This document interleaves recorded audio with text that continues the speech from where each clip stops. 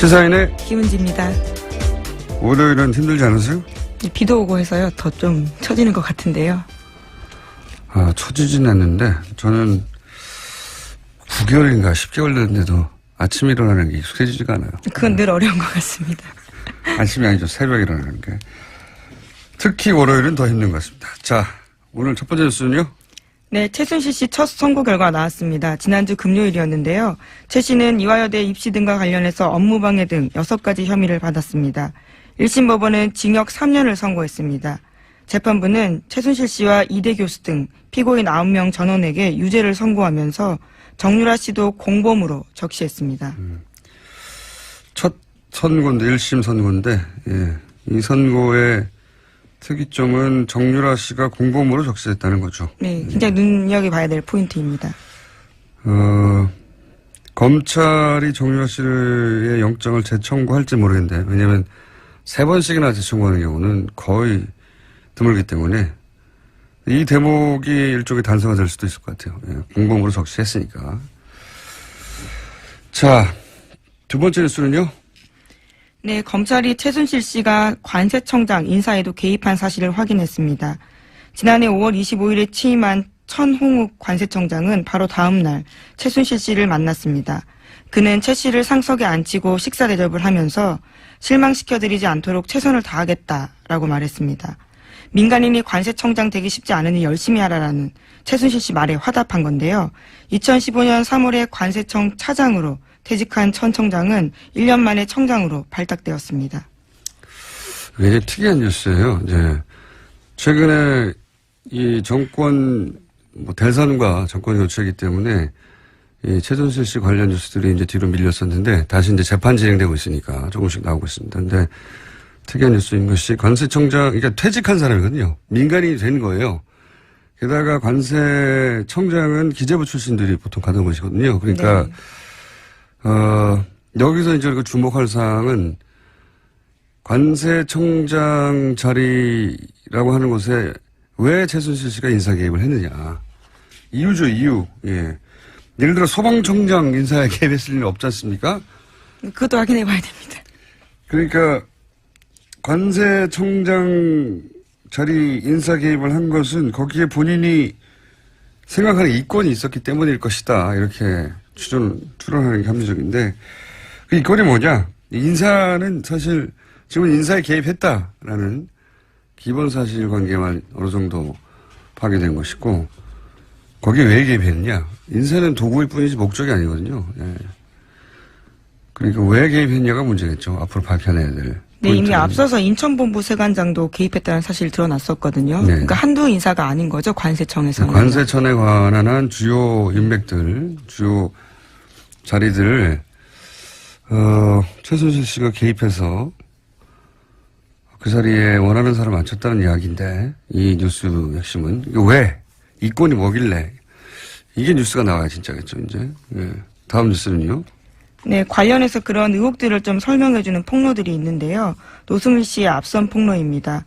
최순실 씨가 거액을 국외로 무단 반출하면서 공항에서 VIP 대접 받았다라고 밝힌 바가 있거든요. 2만 5천 유로 정도 들고 나가면서 신고도 하지 않고 프리패스 됐다라고 밝혔습니다. 2만 5천 유로 때문에 그랬을 것 같지는 원래 이제 만불이죠, 미화 10,000불 이상은 신고하게 되어 있는데 그 2배 반 정도 되는 액수 대략 그 정도 액수인데 한 3천만 원 3천만 원 정도 되겠군요, 환율에 따라. 그 돈 때문에 이렇게 관세청장 인사에 개입하고 인천 관세청에도 개입하고 그랬을 것 같지는 않거든요. 네. 왜 그랬을까 궁금하네요. 자, 박근혜 대통령은 여기에 대해서 모른다고 그랬겠죠? 네, 관세청장 인사가 최순실 씨 개입했냐라는 검찰의 주궁에 전혀 모르고 놀랍다라고 진술했다고 합니다. 최순실 씨가 그럼 임명장을 따로 줍니까? 네, 말이 안 되는 거죠. 최순실 씨가 임명을 할 수는 없어요. 예, 개입을 할 수는 있지만. 저희가 확인했던 안종범 전 수석의 수첩에도 보면 관세청 인사 개입했던 부분들이 있거든요. 네. 대통령이 모른다라고 말하는 부분들이 말이 안 되는 여전히 거죠. 좀 의아하죠. 네. 그리고 최순실 씨가 안종범 씨한테 연락해가지고 이 사람을 지점장을 하라고 연락했다는 건가요? 그것도 말이 안 되고 안종범 씨가 임명을 좀 하는 것도 아니에요. 또 전수석이 대통령이 모른다는 걸 이게 만약에 사실이면 만약에 박근혜 전 대통령이 이걸 몰랐다고 하면 뭐 저는 그건 말이 안 된다고 생각하지만 그럼 대통령이 따로 있었던 거죠. 완전히 실질적으로도 형식적으로도 실질적으로도. 자, 다음 뉴스는요. 네, 검찰이 정찬우 한국거래소 이사장을 상대로 본격적인 재수사에 나설 예정입니다. 서울중앙지검은 참여연대 등이 고발한 정 이사장의 K입이 하나은행 인사개입 사건을 특수일부에 배당했습니다. 정 이사장은 금융위원장 부위원장 당시에 이상화 전 K입이 하나은행 독일 법인장을 글로벌 영업 2본부장으로 승진시켰다라는 의혹을 받고 있습니다. 이것도 이제 인사개입 이야기네. 네. 이상화 씨는 이제 아주 여러 번 등장했지만 우리 방송에도 신용장을 개설해서 독일에서 대출을 쉽게 받게 해주고 돈 심부름 돈 금고직이라고 표현됐죠. 예, 최순실 씨의 독일에서요? 독일 금고직이. 그래서 이분을 하나은행의 자리를 만들어서까지 이분을 승진하게 만들었는데 이것도 보훈 인사가 아니라 인사 개입 문제인데 보니까 결국은 이를 통해 추가한 이권이 뭐냐. 예, 무리하게 여러 차례에 걸쳐 하나은행에서 불가하다고 한 사안을 안종범 수석을 통해 가지고 결국 새로운 자리를 만들어서 그 자리에 가게 만들었잖아요. 근데 그 자리가 뭐냐면 글로벌 영업. 예. 이게 다 연결되지 않습니까? 해외와 연결, 관세청장, 글로벌 영업. 목적이 뭐였을까? 실행한 이권이 뭐였을까? 혹은 하고자 했던 그 관점에서 뉴스가 나와야 제대로 된 뉴스일 것 같아요. 최순실 씨가 박근혜 대통령 얘기하고 박근혜 대통령이 안정범 수석한테 얘기하고 안정범 수석이 은행에 전화하고 이 구조잖아요. 뭘까요? 네. 워낙 말을 안 들으니까 안종범 전 수석이 화를 냈다라는 보도도 과거에 해드린 적이 있는데요. 그렇게 눈치가 없느냐, 내가 잘 되려고 하느냐라는 식의 이야기를 했다라는 거죠. 그러니까요. 해외에 돈이 오가는 일, 혹은 뭐 물자가 오가는 일, 그런 보직을 개입해서 인사 개입해서 최순실 씨가 이런 정황들이 나오고 있는 겁니다. 아마 조만간 제대로 수사가 된다면 그래서 무엇을 하려고 했다 혹은 무엇을 했다가 나오겠죠. 자, 다음 뉴스는요.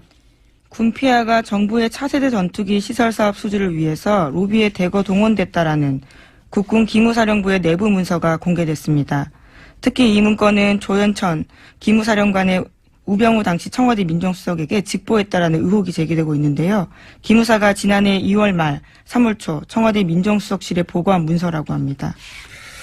이건 뭐 요 보고 내용 자체는 전형적인 이제 방산비리. 왜냐하면 차세대 전투기 시설 사업이잖아요. 그러니까 아마도 경납고나 또는 뭐 관련 정비소 같은 관련 시설이겠죠. 예. 그러면 이거는 이제 건설공사니까 건설업체들이 어떻게 로비했느냐 하는 문서인 것 같은데 이 뉴스 핵심은 이게 한민구 국방장관을 거치지 않고 우병우 민정수석에게 직보됐다는 거죠. 예, 예. 기무사령관이 직보했다라는 겁니다. 이게 말이 안 되는 거란 말이죠. 예. 사드 배치 때도 그랬고 박근혜 정부에서 이제 주무부처 건너뛰고 청와대가 직접 보고받고 부처들은 허수아비가 되고 이런 경우가 많은데 구체적인 이제 문서가 나온 거죠. 우병우 전 민정수석에게 직보했다. 이거 말도 안 되는 거거든요. 국방부 장관은 몰라. 그런 뉴스가 나온 겁니다. 저희 이 뉴스를 한번 따로 다뤄볼 만한 가치가 있는 뉴스 같은데 조만간 이 문서를 입수한 의원실 측에 연결해서 네, 김혜영 더불어민주당 의원실입니다. 네, 구체적으로 따져보겠습니다. 다음 뉴스는요. 문재인 정부 출범 직후에 서울중앙지검이 첫 본격 수사 대상으로 갑질 논란을 일으켰던 미스터 피자를 선택했습니다. 서울중앙지검 공정거래조사부는 지난 21일 미스터 피자 본사인 MP그룹과 치즈를 공급하는 관계사 2곳을 압수수색했습니다. 과거에는 이제 이 정치권과 연계된 수사들 이게 이제 뭐랄까요 첫 번째 타겟이거나 아니면은 이제 상징적인 사건으로 다뤘었는데 이 사건은 그러니까 일종의 생활형이에요. 내용을 들여다보면 뭐냐면은 이제 가맹점, 예. 가맹점에 가맹점주들은 기본적으로 생활인들이죠. 예. 갑을 관계해서 을이라고 볼 수 예. 있죠. 을을 괴롭힌 프랜차이즈를 제대로 수사를 해보겠다는 거잖아요.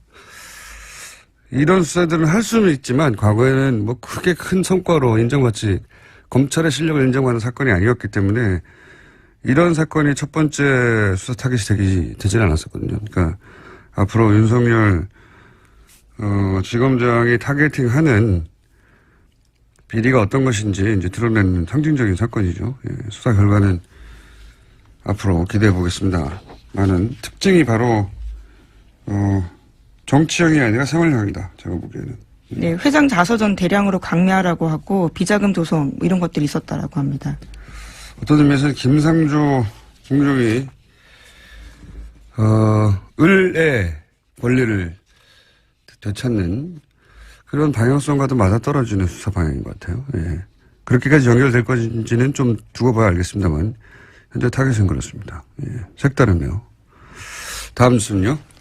네, 미국이 사드 연내 배치 요구했는데 우리 정부가 얼버무렸다라는 식으로 아사히 신문이 보도했습니다. 청와대는 명백한 오보라면서 유감이라는 말까지 했습니다. 요즘 이 외신 중에 이제 일본발이나 일본과 가까운 미국 그 싱크탱크 관계자들의 발언이 굉장히 많이 보도돼요. 네. 몇 번 다뤘었는데 뉴스를 보자마자 이제 생각나는 게 왜냐하면 이제 일단 사드 관련해서는 일본은 하루빨리 배치하라는 게 일본 정부의 입장이거든요. 왜냐하면 그 레이더에서 오는 정보를 원하니까 일본에서는. 네. 근데 일본의 이해가 담긴 기사들이 요즘 일본의 이해가 담긴 건 줄 모른 체 혹은 알면서도 외면한 채 나오는 기사들이 많은데 미국 싱크탱크 얘기를 좀만 더 하면 제가 지난주 여기 꽂혔어요. 그 싱크탱크나 아시아 담당 관료들이 일본에 의해서 어떻게 관리되는지 어떻게 일본의 이해가 그 사람들을 통해서 반영되는지 우리가 알아야 해요. 왜? 대표적인 예를 들어볼까요? 그 미국의 NSC 아시아 담당 보좌관 매튜 포틴저라고 있어요. 지금 현재. 얼마 전에 한국 갔다 왔고 이제 우리나라에 왔다 가면서 남긴 기사 제목은 한국의 민주주의가 질투난다. 기억나세요? 예, 그 사람입니다. 아시아 정책을 결정하는데 중요한 사람이죠. 근데 이 양반이 얼마 전에 일본 외교부죠. 그 외무성의 부대신 소노우라 켄타로 이 사람에 의해서 이름이 언급된 적이 있어요. 이 푸틴저 한국에 관한 얘기를 하면서 푸틴저 얘기를 한 적이 있는데 무슨 얘기했냐면 위안부 합의가 불가역적이다. 바꿀 수 없다는 거죠. 일본은 합의대로 하고 있다. 이런 말을 켄타라고 했는데 그러면서 푸틴저도 그러한 위안부 합의에 대해서 잘 이해하고 있다. 한마디로 말해서 이 위안부 합의에 관해서 현 아시아 담당이 일본 편이다. 이런 얘기를 한 거거든요. 지난주부터 이제 계속 싱크탱크 얘기하면서 부선수장 마이클 그린 얘기했지 않습니까? 일본은 아주 능통한 사람이고, 일본 통을 아주 유명한 사람이에요, 이 워싱턴에서. 일본도 인정하고, 일본 통이라고. 근데 이 양반이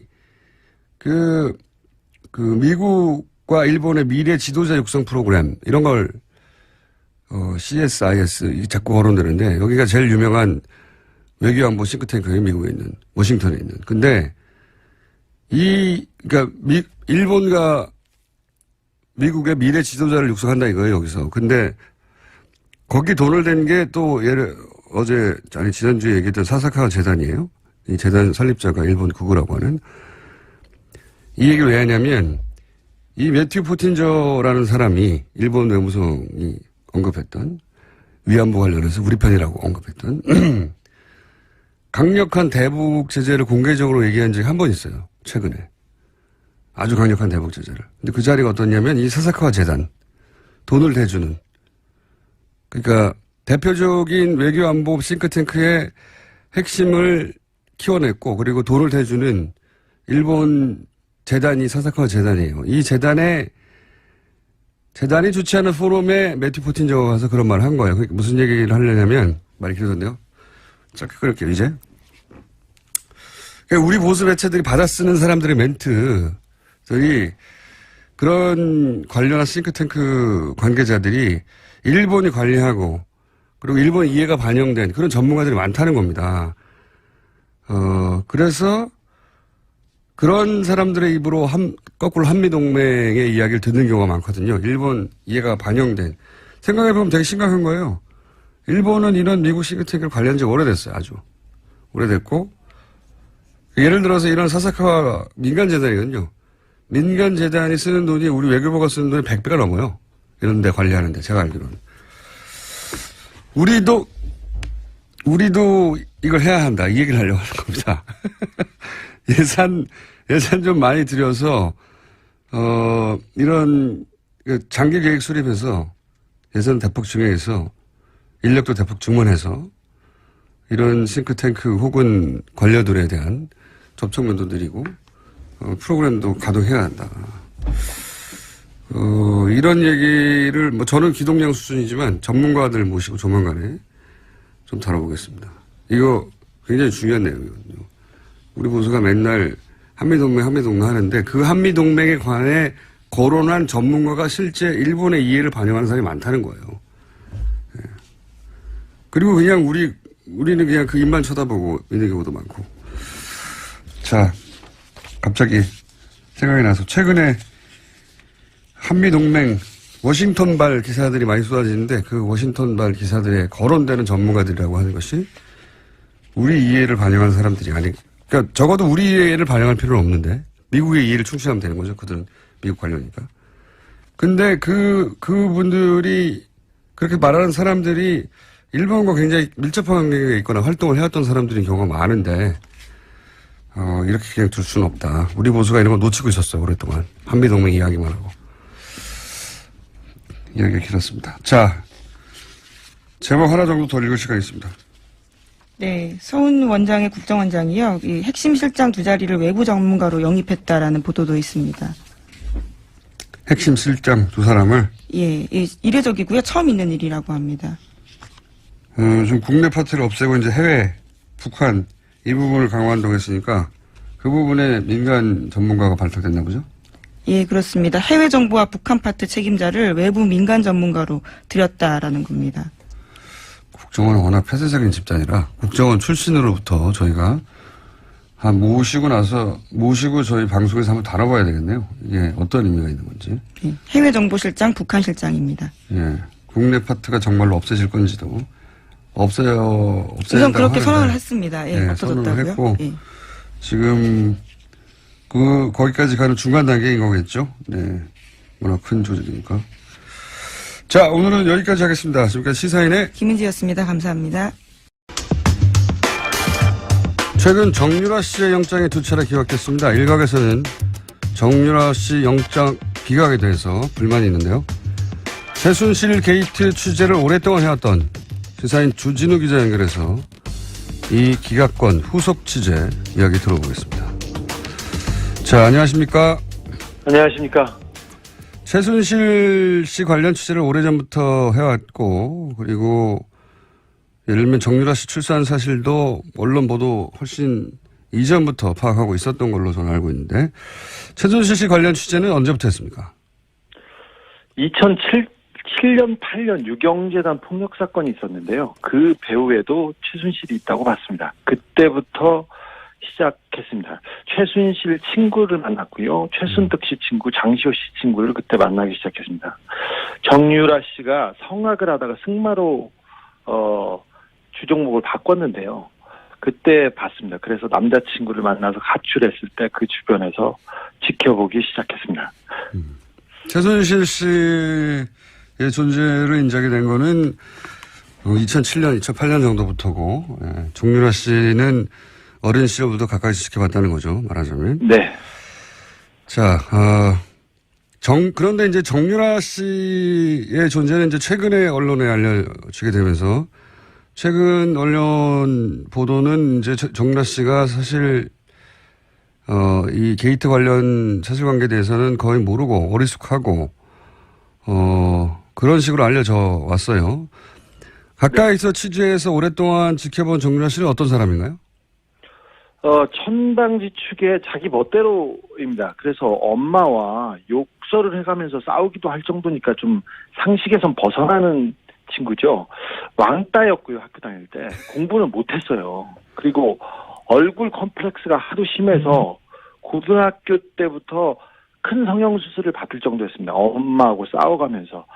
그런데 머리는 아주 영악하다고 봅니다. 특별히 최근에 법적인 대비는 매우 잘 돼 있었습니다. 거짓말과 묵비권으로 검찰을 거의 무력화시켜가지고 거의 완벽한 대답을 내놨어요. 특별히 이재용 그 삼성 부회장 구속영장 기각에 대해서 정유라 씨가 직접 편지를 써서 기각 사유를 물어봅니다. 그래서 기각 사유가 코어 스포츠하고 관련됐으면 좋겠다고 그 자료를 모을 정도로 영화 준비가 돼 있었고요. 그리고 말 관련된 게 발각될까봐 검찰에 발각될까봐 말을 블라디미르로 바꾸라고 말 세탁을 조언하고 직접 지시한 사람도 정유라 씨였습니다. 아 그래요? 우리 언론에 말 세탁으로 알려진 내용이 정유라 씨의 아이디어에 시작된 겁니까? 네네, 정유라의 작품입니다. 어허. 자. 그렇다면 이번에 검찰이 정유라 씨 영장을 2번을 청구했었는데 그 영장 청구에 영장에 기재된 내용이 뭡니까? 가장 중요한 부분은 그 2대 부정입시와 관련된 업무 방해가 컸고요. 그다음에 네. 범죄 수익을 은닉했다. 도피 자금을 썼던 부분이 추가돼 있었습니다. 범죄 그 수익을 은닉한 혐의는 작았고요. 업무 방해가 좀 컸는데 그게 업무 방해, 그 공무원들의 공무 집행을 방해했다는 그런 혐의였습니다. 최근에 이제 1심 판결이 공법으로 났으니까 네. 재청구의 가능성이 조금 생긴 것 같긴 한데 그런데 이제 그렇습니다. 이번에 영장을 기각하신 그 판사가 고영태 씨는 영장을 발부를 했어요. 그래서 네네. 비교하기가 좋을 것 같아서 고영태 씨의 발부 그리고 정유라 씨의 기각 이걸 딱 같은 선상에 놓고 비교하기가 좋을 것 같아서 제가 이제 이 사례를 여쭤보는데 고영태 씨가 영장이 발부됐었는데 그때 같은 판사가 영장을 발부한 사유는 뭐였습니까? 그때는 알선수재였습니다. 그러니까 인천 세관의 어떤 직원의 승진을 도와줬다는 이유로 다른 사람한테 돈을 받아요. 그 승진한 사람한테 받은 게 아니라. 그리고 그 돈을 받아서 최순실과 박근혜 대통령한테 영향을 미쳤다는 알선수재예요. 그게 그 사건이. 그러니까 고영태 씨가 승진을 도와준 사람이 아니라 승진을 도와준 사람 아닌 다른 사람에게 돈을 받아서 그 돈을 받은 것으로 최순실 씨와 박근혜 전 대통령의 인사에 영향을 미쳤다. 이게 혐의예요? 네, 그렇습니다. 굉장히 복잡하죠. 그런데 이 사건 관련자 5명, 6명 가운데 처벌받은 사람은 고영태뿐입니다. 그런데 이 알선수재는 무죄 가능성이 크고요. 유죄가 나와도 집행유예 사안입니다. 그리고 다른 건 같은 경우는 경찰에서 이미 수사해서 무혐의한 거를 함께 기소했습니다. 그런데 발부된 사연은 뭡니까 그러면? 가장 중요한 부분은 증거인멸, 도주 우려와 증거인멸 우려가 있다는 건데요. 고영태는 검찰 수사를 도운 인물입니다. 30번 이상 검찰이 불렀을 때 가서 수사를 도왔고요. 주말에 전화를 몇 통 안 받았다고 구속영장이 청구됐어요. 반면에 정유라 씨는 해외에 도피했지 않습니까? 그리고 송환을 피하기 위해서 수십억을 들여서 재판을 했습니다. 그리고 망명까지 하려고 했던 인물입니다. 그런데 같은 판사님께서 정유라는 도주 우려가 없다고 하고 고영태는 도주 우려가 있다는 이유로 영장을 발부하고 기각했습니다. 그러니까 고영태 씨 경우에 정리를 하자면 외국에 스스로 귀국해서 검찰 수사를 30여 차례 받았죠. 그리고 추석 명절 때도 검찰이 부르지 않았는데 자신이 자료를 들고 와서 사건을 밝히기도 한 게 바로 미얀마 건입니다. 예. 네. 그리고 도주 우려라고 하는데 이제 휴일 날 몇 시간 정도 연락이 안 됐다. 뭐 이런 사연인 거죠. 예. 예. 그런데 도주 우려로 구속영장이 발부됐고 정윤아 씨 같은 경우에는 직접 2억 원 이상 뇌물로 생각되는 범죄 수익을 수령한 거 아니겠어요? 그리고 그렇죠. 20억이죠 최소. 그러니까 본인이 직접 썼다고 하는 뭐 월급을 네. 받았다는 것만 해도 2억이 넘으니까요. 그러니까 그리고 그 돈이 삼성에서 온 것도 정윤아 씨가 알고 있었고 그리고 해외에서 도피하다가 JTBC죠. 발각돼서 구치소에 있는 동안도 제3국 국적 취득을 하려고 했고 그러다가 정권 교체돼서 어쩔 수 없이 귀국했는데 도주 우려는 없다고 하고 그러니까 이렇게 비교하면 쉬울 것 같아요. 고영태 씨와 정윤아 씨가 한 사람은 왜 구속되고 한 사람은 왜 기각됐냐, 형평에 맞지 않느냐 이런 의문을 가질 수 있는데 그럼 정윤아 씨 영장이 두 번째 청구됐을 때 발부될 거라고 예상했었습니까? 아니요. 기각될 가능성이 매우 높다고 봤습니다. 왜 그렇게 생각했었어요? 정유라 씨는 삼성 뇌물 사건의 핵심 당사자이자 그 자체가 증거입니다. 그리고 직접 말세탁을 했다는 정황이 나왔는데 정유라가 구속될 경우 이재용 재판에 직격탄이 될 가능성이 컸습니다. 그래서 정유라 영장은 기각될 것으로 봤습니다. 그렇다고 뭐 삼성이 관련됐다고 해서 무조건 기각되는 건 아니잖아요. 이번에 그 국정농단 사건을 자세히 이렇게 들여다보면 삼성 관련 영장은 계속 기각되고 있습니다. 그리고 예를 들어서 이번에 예를 들어서 승마협회 회장으로 독일로 날아가서 정유라를 직접 지원했던 박상진 사장 있지 않습니까? 이 사건을 모두 다 알고 있는 박상진 사장이 삼성전자 영장이 기각됐고요. 그다음에 이재용 부회장 주변에 통화 내용 수사를 위해서 통신영장이 청구됐었는데 거의 대부분 기각됐습니다. 그리고 이재용 구속을 앞두고 고위 검사와 우병우 그 전 수석의 통화 내역 조사도 영장 기각으로 막혔습니다. 통신영장은 대개 수사를 위해서 내주는데 삼성 관련해서는 기각되고 있습니다. 이재용 부회장만 구속이 됐을 뿐 관련자들이나 혹은 통화 내용은 계속 기각되어 왔다. 삼성 관련은. 네, 그렇습니다. 그래서 삼성 관련 집행들이 잘 안 되고 있어 왔기 때문에 정유라 씨는 삼성의 뇌물을 수수한 직접 당사자라서 영장이 발부되기 어렵지 않겠냐 예상했었다. 네, 그리고 이번에 그 영장 판사가 판사의 동생이 삼성 관계사에서 고위직으로 있었습니다. 그것도 변수 중에 하나라고 저는 보고 있습니다. 아, 그래요? 예. 우리 삼성이 뭐 워낙 큰 회사라서 많은 사람들이 근무하기 때문에 삼성의 동생이 일하고 있다는 것만으로도 직접 관련성을 찾기 어렵지 않습니까? 그런데 그 동생이 삼성전자 전략기획실에서 이재용 재판을 담당하는데 대비하는데 핵심 역할을 하고 있습니다.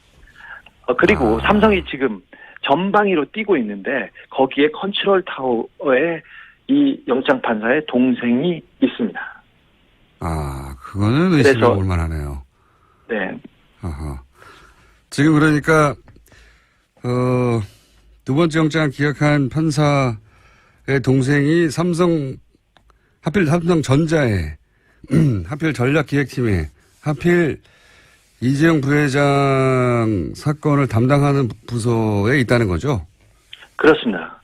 그래서 이재용 재판, 그러니까 삼성 재판의 핵심 당사자를 삼성과 관련 있는 사람의 형이 판결을 한다, 재판을 한다, 이게 좀 이해가 되지 않는데 그래서 공보판사 법원에 물어봤습니다. 그런데 워낙 광범위한 사건이고 그렇게 또 영향을 미치거나 그러진 않을 거라고 이렇게 원론적인 대답을 내놨습니다. 뭐 의심을 가질 만한 연결고리이긴 하네요. 하필이면 그 해당 회사의 해당 부처의 해당 업무 관련자라면, 네. 동생이 그렇다는 얘기는 또 처음 들어보네요. 알겠습니다. 그럼 만약에 이제 지금 전체적인, 의구심은 정유라 씨가 영장이 발부되지 않았던 것은 이것이 하필이면 정유라 씨 구속이 이재용 부회장 뇌물죄 입증에 굉장히 중요한 역할을 할 것이기 때문이다.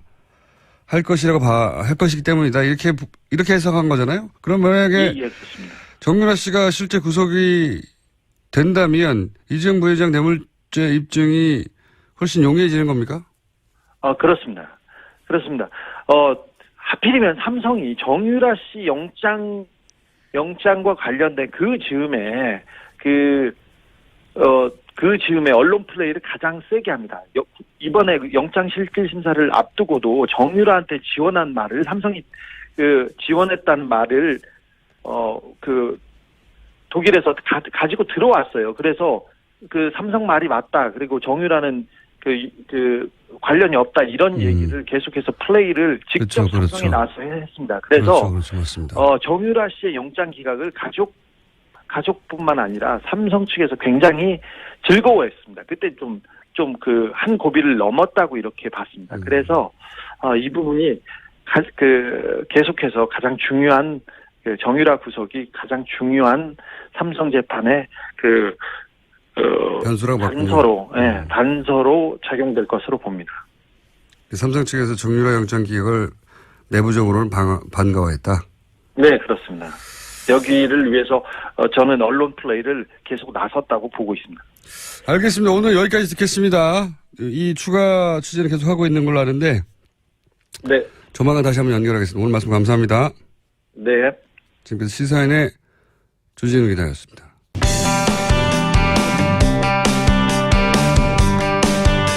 주진우 기자하고 인터뷰만 하면 저는 어색해요.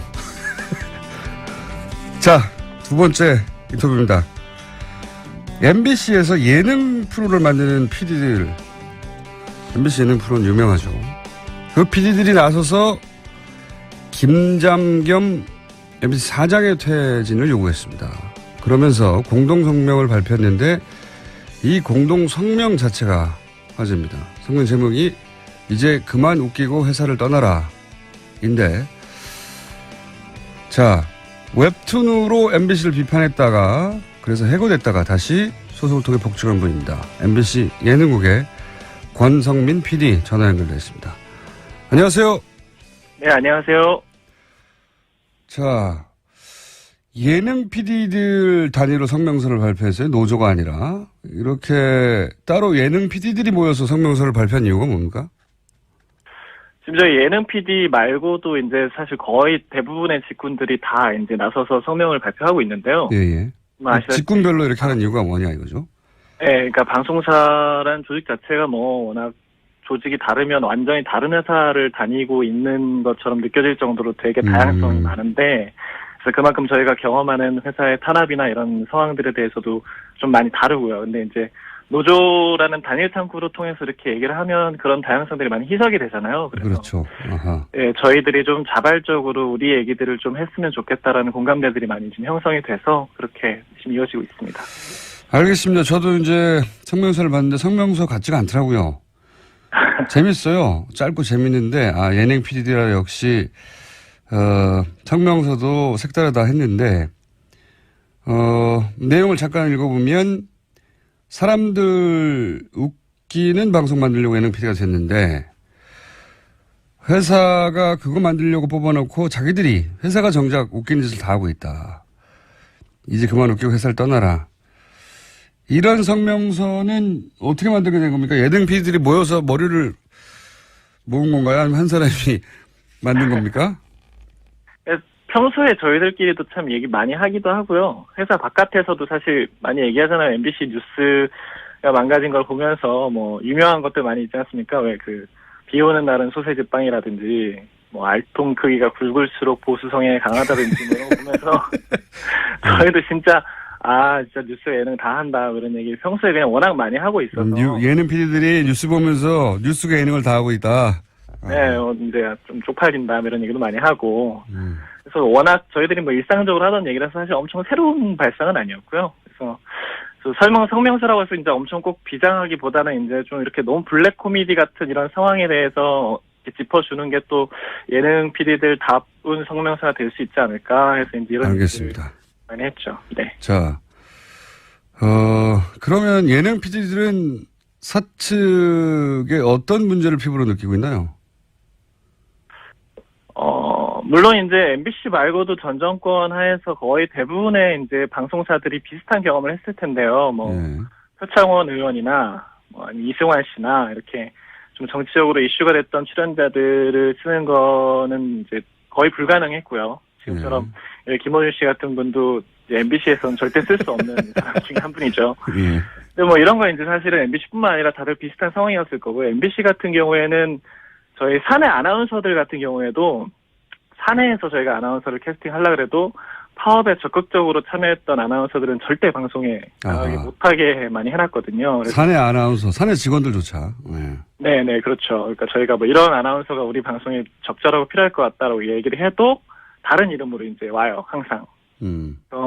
그동안 뭐 이제 엄청 유명했던 간판급 아나운서들, MBC 아나운서들 되게 많이 나갔는데 다 이런 이유고, 나가신 분들 같은 경우에는 뭐 저희가 예능 화면에서 뉴스 보도 자료 사진 같은 걸로 쓰려고 해도 그것도 못 쓰게 하고. 그래서 뭐 그런 섭외 간섭 되게 일상화되어 있고요. 그다음에 실질적으로 제작비 같은 것도 굉장히 많이 압박을 심하게 하는데, 진짜 타사 예능 프로그램 제작비에 비하면 저희가 정말 말할 수 없는 숫자를 가지고 계속 제작을 하고 있거든요. 그래서 하도 압박이 심해가지고 뭐 저희는 이제 코디 하나 줄이고 카메라 하나 안 쓰고 이러면 뭐 10만 원, 15만 원씩 아껴요. 근데 그러고 있는데 저희가 이제 임원들은 뭐 성과급 파티하고 뭐 이제 연봉 인상했다 이런 얘기 들으면 이제 되게 어이가 없고 화가 많이 나죠. 아니, 뭐, 정치적 성향을 가진 혹은 노조 활동을 했던 이런 분들의 출연을 막는 것은 그나마 이해가 가는데, 예능 예산을 줄이는 이유는 뭡니까? 그리고 저희도 그게 이해가 잘 안 되는데, 예. 회사가 계속 경영난이다, 뭐 적자가 심하다 이렇게 얘기를 하면서 제작비 같은 것들을 계속 줄여라라고 얘기를 하고 있는데, 실질적으로 모든 영역에서 이렇게 돈을 줄이고 있느냐라고 하면 또 그건 아니거든요. 그래서 뭐 전 안광한 사장 같은 경우에는 그 DMC 페스티벌이라는 이런 행사들을 기획하면서 사실 거기에 이제 당신이 필요한 뭐 그런 손님들을 모시고 이런 데다가 저희 예능 PD를 막 맨날 밤새고 이러고 있는데 차출돼가지고 가서 막 하고, 근데 거기에는 또 돈이 엄청 많이 들어가고, 정작 저희 예능 프로그램 만드는 데는 이제 뭐 차 한 대 더 쓰는 거에서도 이제 또 불려가서 깨지기도 하고. 이해가 안 가는 상황이네요. 예. 그렇죠. 저희도 방송국의 경쟁력은 프로그램에서 나오는 건데 프로그램 예산은 줄이고 행사 예산은 늘리고 뭐 이런 얘기인 것 같은데. 네네. 그거 참 이해가 안 가네요. 그러면 혹시 본인 프로그램 예산만 줄어든 거 아니에요? 능력이 없어가지고? 예능국 전체 예산이 다른 예능 PD들도 같은 얘기를 합니까? 그럼요. 그리고 이상하네. 사실은 뭐 전반적으로 예산이 작은 것도 그렇지만 정말 뭐 이름을 얘기하기에 그렇지만 정말 돈을 잘 벌어오는 몇몇 예능 프로그램들이 있잖아요. 근데 예, 무한도전이요? 그런 프로그램에서도 뭐 똑같이 예, 그런 프로그램에서도 똑같이 계속 뭐 차 한 대 더 쓰는 거 뭐 MBC를 대표하는 무한도전 같은 프로그램도 예산이 줄어요? 엄청 압박을 많이 받으면서 제작하고 있는 걸로 알고 있어요. 그래요? 뭐 제가 그 팀이라서 뭐 정확하게 숫자들은 모르지만. 왜 간판 프로들까지 예능이 방송을 먹여 살리지 않나요? 예산을 줄인다는 게 이해가 안 가네. 이와 예능 PD들로서 그런 점도 굉장히 어렵다. 그렇죠. 그리고 분위기 자체도 굉장히 권위주의적으로 많이 바뀌었고요. 예를 들면요? 그러니까 뭐 저는 이제 사실은 되게 안 좋아지기 시작했을 때부터 일을 시작해가지고 저희한테는 되게 전설 같은 얘기지만 MBC가 엄청 좋았던 후 시절에는 이게 막 상향식 의사결정 구조가 엄청 활발했던 회사다. 밑에서부터 의견이 올라와서 결정되는 게 많았다. 뭐 이렇게 마음에 안 들면 PD가 이렇게 국장하고 싸워서 의견 표출할 수 있었다. 뭐 이런 얘기들이 막 전설처럼 들려오는데, 지금은 까라면 까야 되고 네. 말 안 들으면 뭐 갑자기 프로그램 뺏기고 그냥 엉뚱한 그냥 프로그램 없이 책상 지키고 앉아야 됐어야 되는 일도 많고, 물론 보도국이나 이런 데서는 막 스케이트장도 보내고 뭐 저기 수원으로 영업부서로 막 쫓아내고 이런 일도 많죠. 예능은 그 정도까지는 아닌데 당장 그냥 프로그램 안 맡기고 그냥 예능국 책상에 앉아있게 하는 경우가 되게 생각보다 많은 거죠. 그래서 뭐 권위주의로 따지면 예능뿐만 아니라 뭐 임원들한테 인사 제대로 안 한다고 까이는 건 굉장히 비일비재한 일이고 네, 군대도 아니고 예능, 기획안 프로그램 같은 거 프레젠테이션 할 때 내용이 아니라 뭐 임원들 앞에서 좀 자세가 불량했다. 옷차림이 그게 뭐냐. 옷차림. 뭐 이런 걸로 이제 받는 되게 그런 분위기를 되게 좋아하시는 것 같아요. 아 이게 회사가 이래야 회사지 뭐 이런 분위기가. 지금 경영진들이 그렇다. 예. 네네 그렇죠. 알겠습니다. 근데 그래서 지금 예능을 비롯하여 MBC 노조의 각 직군별로 사내 구성원들이 사장 퇴진을 요구하는 목소리가 나오고 있다고 하는데 사장 퇴진을 요구하는 이유를 예능 PD 차원에서 설명하면 어떻습니까? 예능 PD 차원에서라기보다도 일단 지금 MBC 상황 전체가 굉장히 많이 망가져 있잖아요. 예. 네, 이제 얼마 전에 사장으로 취임한 김장겸 사장 같은 경우에는 사실은 MBC가 이렇게 많이 망가지게 된 사실은 거의 근본적인 사람이거든요. 그러니까 이명박 정권 때 본격적으로 MBC 장악을 시작했을 때 사실 뉴스에서부터 시작을 한 거잖아요. 근데 이제 그때 그분이 정치부장이었거든요. 그래서 정치 관련된 뉴스들에 대해서 정권의 좀 비판적인 뉴스들은 이제 다 까내리고 뭐 그런 식으로 해서 이제 보도국장이 되고 쭉쭉쭉 올라와서 보도를 쭉 점령했죠. 그래서 제일 유명했던 건 저희 세월호 보도 때 유가족들 보고 깡패라고 불렀던 분이시죠. 이제 그분이 사장이 되셨으니. 자, 그러면 저희가 시간이 네네. 1분밖에 안 남아서 그럼 MBC 구성원이 바라는 뭐 MBC 뉴스데스크에 대한 자괴감도 있을 것이고 이명박 박근혜 정부를 거치면서 MBC 내부 구성원들이 느낀 좌절감도 있었을 텐데 MBC 구성원이 원하는 해법은 뭡니까? 어떻게 해결되기를 바랍니까? 1분 내에 설명해 주세요. 네, 해법 자체는 간단하죠. 일단 당연히 현 경영진들이 즉각 책임을 지고 퇴진하고 지금 해직 언론인 선배들 6분 그리고 100여 명이 넘게 지금 부서에서 유배되어 있는 동료들이 이제 바로 돌아올 수 있도록 즉각 조치되는 것이 가장 1차적인 해법이고요. 그다음에 장기적으로는 공영방송 소유구조 개선에 대한 법안이 올라가 있습니다. 그래서 정권이 사장을 임명하고 공영방송 소유구조를 가지는 것들을 이제 방지할 수 있는 법안이 올라가 있는데 그게 박근혜 전 대통령 탄핵 전에도 이미 올라가 있었던 거거든요. 그 당시 이제 새누리당이 그걸 막아가지고 계속 통과가 안 되고 있었는데 지금 야당이 입장이 된 입장에서 방송장을 그 사람들이 얘기하고 있는 게 좀 웃긴 상황이죠. 그래서 그 법안이 올라가서 좀 공영방송 지배 구조 자체가 좀 개선이 되는 방향으로 갔으면 하고 있습니다. 다시 한번 시간 마련하도록 하겠습니다. 감사합니다. MBC 예능국 권성민 PD였습니다. 지난주에 얘기했던 사사카 재단이에요. 이 재단 설립자가 일본 구구라고 하는. 이 얘기를 왜 하냐면 이 매튜 포틴저라는 사람이 일본 외무성이 언급했던 위안부 관련해서 우리 편이라고 언급했던 강력한 대북 제재를 공개적으로 얘기한 적이 한 번 있어요. 최근에. 아주 강력한 대북 제재를. 근데 그 자리가 어떠냐면 이 사사카와 재단. 돈을 대주는. 그러니까 대표적인 외교안보 싱크탱크의 핵심을 키워냈고 그리고 돈을 대주는 일본 재단이 사사카와 재단이에요. 이 재단이 주최하는 포럼에 매튜 포틴저가 가서 그런 말을 한 거예요. 그러니까 무슨 얘기를 하려냐면 말이 길어졌네요. 짧게 끊을게요 이제. 그러니까 우리 보수 매체들이 받아 쓰는 사람들의 멘트들이 그런 관련한 싱크탱크 관계자들이 일본이 관리하고 그리고 일본 이해가 반영된 그런 전문가들이 많다는 겁니다. 그래서 그런 사람들의 입으로 거꾸로 한미동맹의 이야기를 듣는 경우가 많거든요. 일본 이해가 반영된. 생각해보면 되게 심각한 거예요. 일본은 이런 미국 싱크탱크를 관리한 지 오래됐어요. 아주. 오래됐고.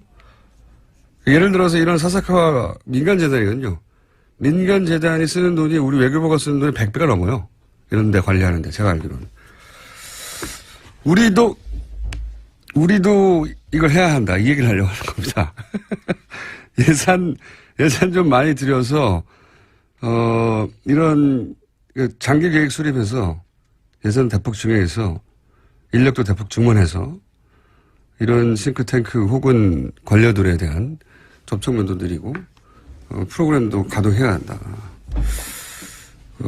이런 얘기를, 저는 기동량 수준이지만 전문가들 모시고 조만간에 좀 다뤄보겠습니다. 이거 굉장히 중요한 내용이거든요.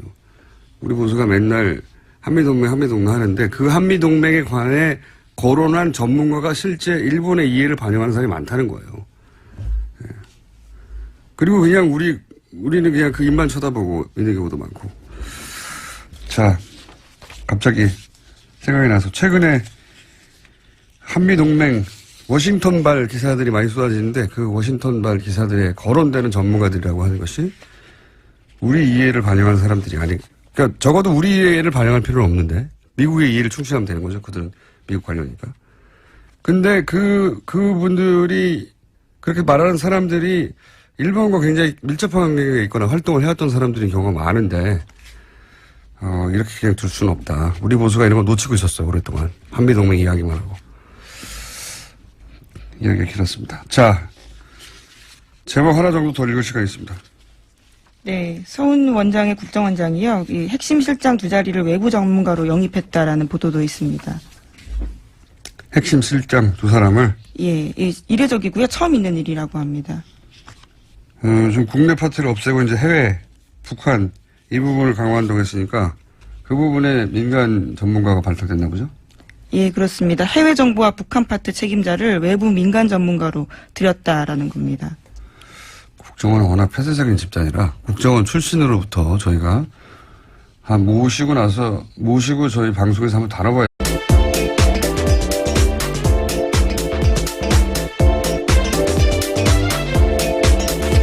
시사인의 김은지입니다. 월요일은 힘들지 않으세요? 비도 오고 해서요. 더 좀 처지는 것 같은데요. 처지진 않는데 저는 9개월인가 10개월 됐는데도 아침에 일어나는 게 익숙해지지가 않아요. 그건 늘 어려운 것 같습니다. 아침이 아니죠. 새벽에 일어나는 게. 특히 월요일은 더 힘든 것 같습니다. 자, 오늘 첫 번째 뉴스는요? 네, 최순실 씨 첫 선고 결과 나왔습니다. 지난주 금요일이었는데요. 최 씨는 이화여대 입시 등과 관련해서 업무방해 등 6가지 혐의를 받았습니다. 1심 법원은 징역 3년을 선고했습니다. 재판부는 최순실 씨와 이대 교수 등 피고인 9명 전원에게 유죄를 선고하면서 정유라 씨도 공범으로 적시했습니다. 첫 선고인데, 1심 선고인데, 예. 이 선고의 특이점은 정유라 씨가 공범으로 적시했다는 거죠. 네, 굉장히 눈여겨봐야 될 포인트입니다. 검찰이 정유라 씨의 영장을 재청구할지 모르겠는데, 왜냐하면 3번씩이나 재청구하는 경우는 거의 드물기 때문에 이 대목이 일종의 단서가 될 수도 있을 것 같아요. 예, 공범으로 적시했으니까. 자, 두 번째 뉴스는요? 네, 검찰이 최순실 씨가 관세청장 인사에도 개입한 사실을 확인했습니다. 지난해 5월 25일에 취임한 천홍욱 관세청장은 바로 다음 날 최순실 씨를 만났습니다. 그는 최 씨를 상석에 앉히고 식사 대접을 하면서 실망시켜드리지 않도록 최선을 다하겠다라고 말했습니다. 민간인이 관세청장 되기 쉽지 않으니 열심히 하라라는 최순실 씨 말에 화답한 건데요. 2015년 3월에 관세청 차장으로 퇴직한 천 청장은 1년 만에 청장으로 발탁되었습니다. 굉장히 특이한 뉴스예요. 이제 최근에 이 정권 대선과 정권 교체이기 때문에 이 최순실 씨 관련 뉴스들이 이제 뒤로 밀렸었는데 다시 이제 재판 진행되고 있으니까 조금씩 나오고 있습니다. 근데 특이한 뉴스인 것이 관세청장, 그러니까 퇴직한 사람이거든요. 민간인이 된 거예요. 게다가 관세청장은 기재부 출신들이 보통 가는 것이거든요. 그러니까 네.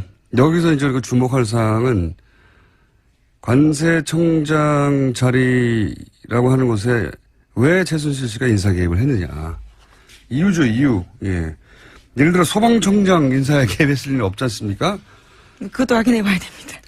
그러니까 관세청장 자리 인사 개입을 한 것은 거기에 본인이 생각하는 이권이 있었기 때문일 것이다. 이렇게 추론하는 게 합리적인데 그 이권이 뭐냐? 인사는 사실 지금 인사에 개입했다라는 기본 사실관계만 어느 정도 파괴된 것이고 거기에 왜 개입했느냐? 인사는 도구일 뿐이지 목적이 아니거든요. 예.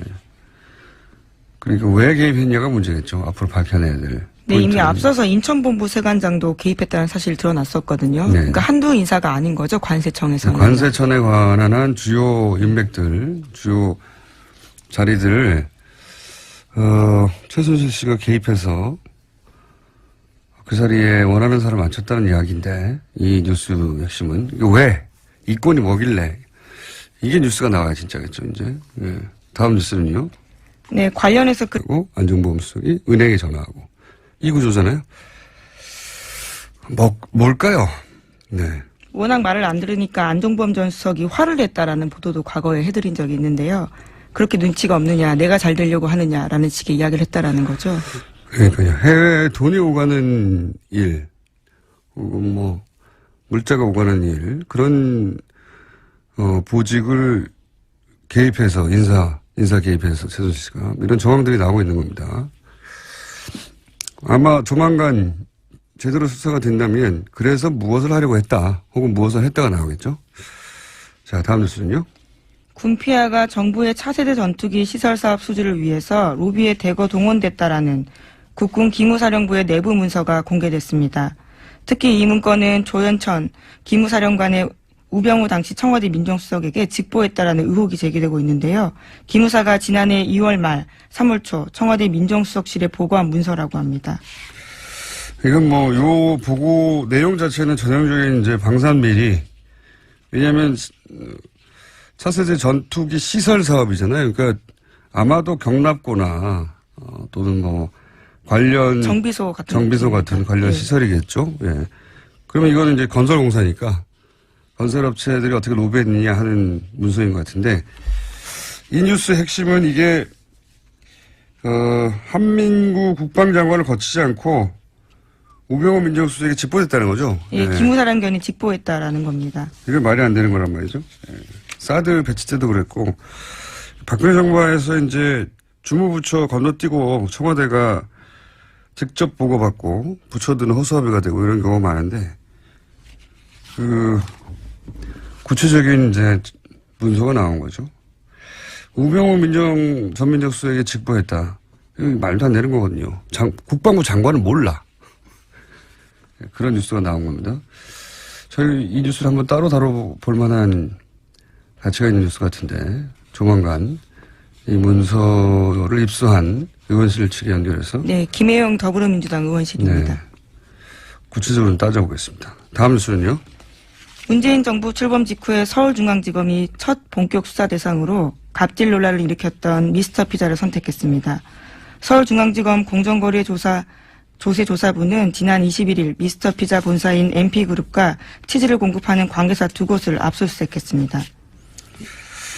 과거에는 이제 이 정치권과 연계된 수사들, 이게 이제 뭐랄까요, 첫 번째 타겟이거나 아니면은 이제 상징적인 사건으로 다뤘었는데, 이 사건은 그러니까 일종의 생활형이에요. 내용을 들여다보면 뭐냐면은 이제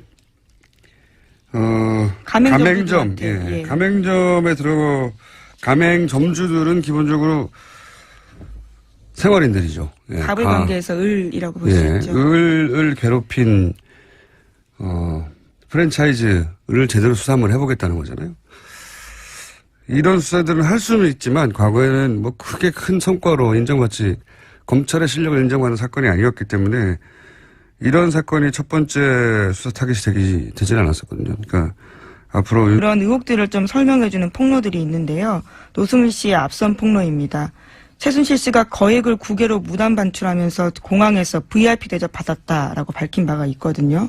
2만 5천 유로 정도 들고 나가면서 신고도 하지 않고 프리패스 됐다라고 밝혔습니다. 2만 5천 유로 때문에 그랬을 것 같지는, 원래 이제 만불이죠, 미화 10,000불 이상은 신고하게 되어 있는데 그 뭐 2배 반 정도 되는 액수, 대략 그 정도 액수인데 한 3천만 원 3천만 원 정도 되겠군요, 환율에 따라. 그 돈 때문에 이렇게 관세청장 인사에 개입하고 뭐 인천 관세청에도 개입하고 그랬을 것 같지는 않거든요. 네. 왜 그랬을까 궁금하네요. 자, 박근혜 대통령은 여기에 대해서 모른다고 그랬겠죠? 당연히. 네, 관세청장 인사가 최순실 씨 개입했냐라는 검찰의 추궁에 전혀 모르고 놀랍다라고 진술했다고 합니다. 최순실 씨가 그럼 임명장을 따로 줍니까? 네, 말이 안 되는 거죠. 최순실 씨가 임명을 할 수는 없어요. 예, 개입을 할 수는 있지만. 저희가 확인했던 안종범 전 수석의 수첩에도 보면 관세청 인사 개입했던 부분들이 있거든요. 네. 대통령이 모른다라고 말하는 부분들이 말이 안 되는 여전히 거죠. 좀 의아하죠. 예. 네. 그리고 최순실 씨가 안종범 씨한테 연락해가지고 이 사람을 지점장을 하라고 연락했다는 건가요? 또 말이 안 되고. 안종범 씨가 임명을 좀 하는 것도 아니에요, 또. 전 수석이. 대통령이 모른다는 건 이게 만약에 사실이면, 만약에 박근혜 전 대통령이 이걸 몰랐다고 하면, 저는 그건 말이 안 된다고 생각하지만, 그럼 대통령이 따로 있었던 거죠, 완전히. 실질적으로도. 형식적으로도, 실질적으로도. 자, 다음 뉴스는요? 네, 검찰이 정찬우 한국거래소 이사장을 상대로 본격적인 재수사에 나설 예정입니다. 서울중앙지검은 참여연대 등이 고발한 정 이사장의 KEB 하나은행 인사개입 사건을 특수일부에 배당했습니다.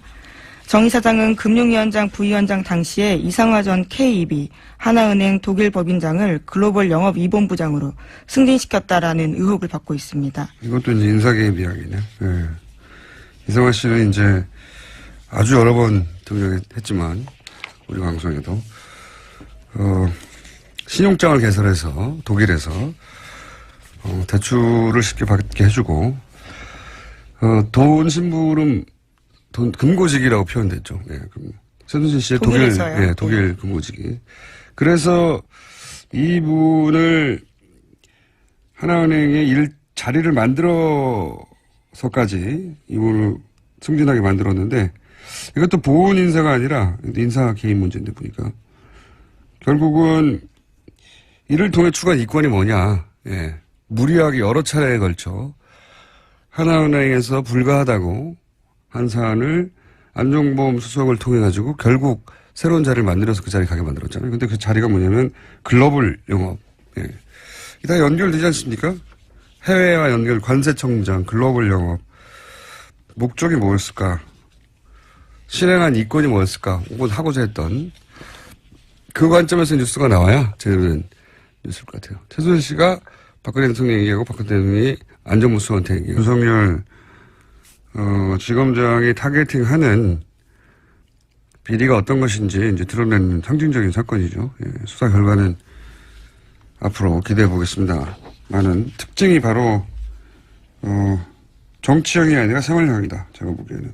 네, 회장 자서전 대량으로 강매하라고 하고 비자금 조성 이런 것들이 있었다라고 합니다. 어떤 의미에서 김상조 공정이 을의 권리를 되찾는 그런 방향성과도 맞아떨어지는 수사 방향인 것 같아요. 예. 그렇게까지 연결될 것인지는 좀 두고 봐야 알겠습니다만 현재 타겟은 그렇습니다. 예. 색다르네요. 다음 뉴스는요. 네, 미국이 사드 연내 배치 요구했는데 우리 정부가 얼버무렸다라는 식으로 아사히 신문이 보도했습니다. 청와대는 명백한 오보라면서 유감이라는 말까지 했습니다. 요즘 이 외신 중에 이제 일본발이나 일본과 가까운 미국 그 싱크탱크 관계자들의 발언이 굉장히 많이 보도돼요. 네. 몇 번 다뤘었는데 뉴스를 보자마자 이제 생각나는 게 왜냐하면 일단 사드 관련해서는 일본은 하루빨리 배치하라는 게 일본 정부의 입장이거든요. 왜냐하면 그 레이더에서 오는 정보를 원하니까 일본에서는. 네. 근데 일본의 이해가 담긴 기사들이 요즘 일본의 이해가 담긴 건 줄 모른 체 혹은 알면서도 외면한 채 나오는 기사들이 많은데 미국 싱크탱크 얘기를 좀만 더 하면 제가 지난주에 여기 꽂혔어요. 그 싱크탱크나 아시아 담당 관료들이 일본에 의해서 어떻게 관리되는지 어떻게 일본의 이해가 그 사람들을 통해서 반영되는지 우리가 알아야 해요. 왜? 대표적인 예를 들어볼까요? 그 미국의 NSC 아시아 담당 보좌관 매튜 포틴저라고 있어요. 지금 현재. 얼마 전에 한국 갔다 왔고 이제 우리나라에 왔다 가면서 남긴 기사 제목은 한국의 민주주의가 질투난다. 기억나세요? 네, 그 사람입니다. 아시아 정책을 결정하는데 중요한 사람이죠. 근데 이 양반이 얼마 전에 일본 외교부죠. 그 외무성의 부대신 소노우라 켄타로 이 사람에 의해서 이름이 언급된 적이 있어요. 이 푸틴저 한국에 관한 얘기를 하면서 푸틴저 얘기를 한 적이 있는데 무슨 얘기냐면 위안부 합의가 불가역적이다. 바꿀 수 없다는 거죠. 일본은 합의대로 하고 있다. 이런 말을 켄타로가 했는데 그러면서 푸틴저도 그러한 위안부 합의에 대해서 잘 이해하고 있다. 한마디로 말해서 이 위안부 합의에 관해서 현 아시아 담당이 일본 편이다. 이런 얘기를 한 거거든요. 지난주부터 이제 계속 싱크탱크 얘기하면서 부소장 마이클 그린 얘기했지 않습니까? 일본은 아주 능통한 사람이고, 일본 통을 아주 유명한 사람이에요, 이 워싱턴에서. 일본도 인정하고, 일본 통이라고. 근데 이 양반이 미국과 일본의 미래 지도자 육성 프로그램, 이런 걸, CSIS, 자꾸 거론되는데, 여기가 제일 유명한 외교안보 싱크탱크예요, 미국에 있는, 워싱턴에 있는. 근데, 그러니까, 일본과 미국의 미래 지도자를 육성한다 이거예요, 여기서. 근데, 거기 돈을 댄 게 또, 예를